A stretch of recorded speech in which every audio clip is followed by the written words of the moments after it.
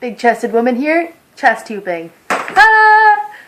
So I actually just did a class with Baxter last night, and he was talking about how you have to make sure that it's making contact with what he calls in hoop path, your day side, your night side, so 6 a.m. and 6 p.m. So it's got to touch your 6 a.m. shoulder and push forward and hit your 12 o'clock, I don't know, I guess this is noon, which is your sternum. It's like actually not your tits, so it's like right above my cleavage line on my breastbone, and the whole movement it's circle with my sternum as the focal point. Like I'm rolling my sternum, so it's hitting my 6 o'clock, my 12, and my other 6, and this one is taking it and pushing it back to hit my midnight. So this is gonna be hard to do. I typically move because I'm still learning this myself.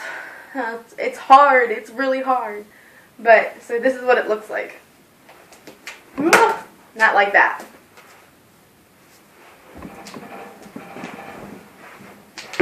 Oh, screw knees.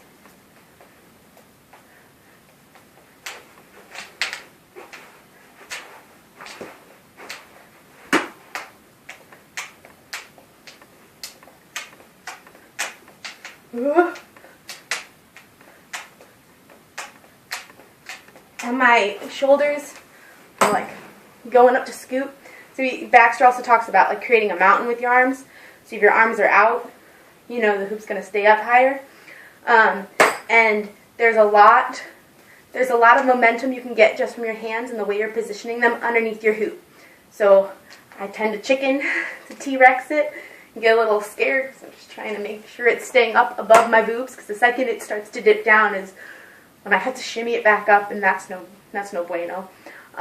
Also for learning this, I did it a lot without my arms at all, just so I could get how my chest had to be moving.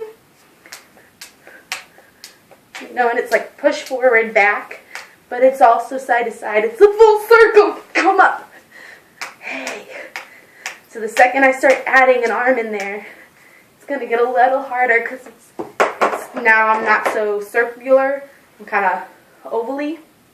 So I have to make sure I'm doing the push, the scoop push, and the receive push back to keep it on its even plane.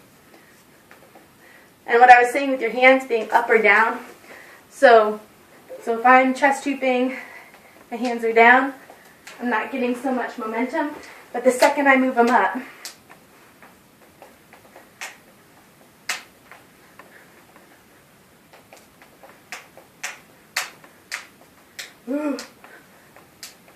it kind of, I don't know why for me, but the second I move them up, I start to get a little bit more momentum with them. You know, kind of like a hello world, I'm shoving my arms out to receive and keep this thing up on this nice little plane above my boobs. And that will also help with, you know, like not making your arms look T-Rexy. Let's see, what was something else other people were mentioning?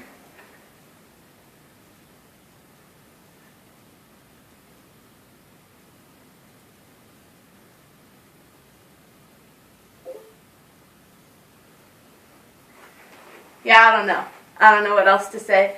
I will say I learned vertical tilted plane chest tubing before I learned how to do it horizontal plane. For me, vertical was easier because I was bouncing up and down to keep it in that motion. So to translate that, I kind of have to shift back and forth with my feet, you know, shifting weight to keep this circle with my whole body. And don't be afraid to, you know, dip down low to scoop it back up if it starts to fall. You know, it's all about just keeping it on that plane. I hope that helps. Good luck. If you practice, obviously, the more you practice, the better you get. So even if you don't think you're doing it right or it looks retarded, like mine, eventually it's going to be smooth. You just can't give up.